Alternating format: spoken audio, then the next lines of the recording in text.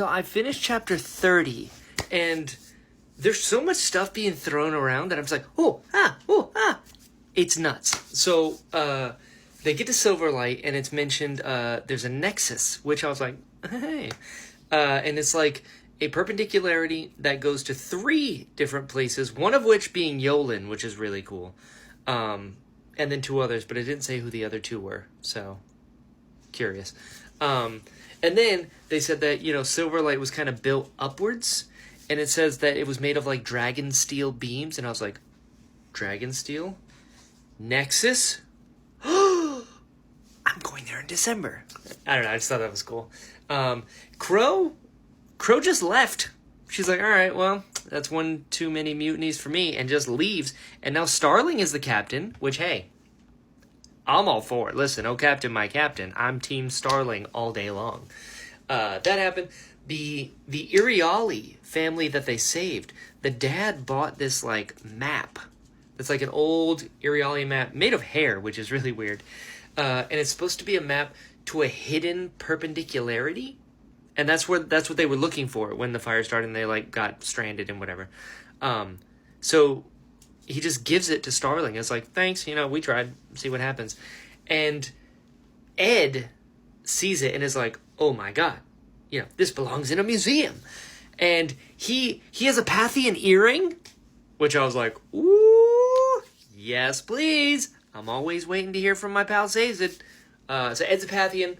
I'll be honest with you, I'm a little surprised that Nas is not as excited about a map.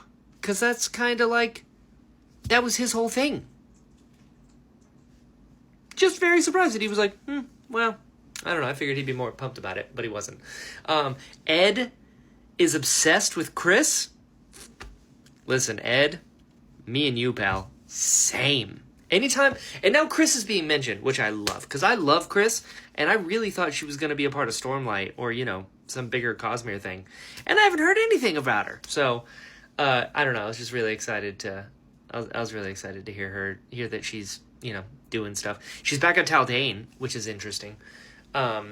Also, they were mentioning that Sazed, Harmony, is the only known living shard who's performed and then it gets cut off. Brandon Sanderson. Why are you teasing me like this? Why are you doing this? I understand, it was funny when Wendell was doing it, because Wendell and Lift and their performance, she's like, I don't care. But now it's like, yeah, what did Sazed do? He's the only known living shard who's performed something? Okay. I'm interested to see what that means. Yeah, Chris is back on Taldane. Ed mentioned Huio. He's like, oh, I gotta get, Huio to look at this. Huio as in, like, the Lopin's cousin, Huio? The one that's, like, way smarter than everybody thinks he is? That Huio? Is he here? Because that would be cool. But now I'm also wondering, like, who else is at Silverlight? And, like, when does this take place? Like, I've been told that it's the farthest in the Cosmere, like, chronologically speaking. So this takes place, I'm assuming, after everything else that I've read. After Wind and Truth, after Tress, after Sunlit Man, after everything. So, like, how does time work? No clue. But also, who else is here? Like, am I gonna run into, like, more friends? Because that would be awesome. I would love that. And just the fact that Starling is a dragon, and she's now captain of the ship, and now they have this map.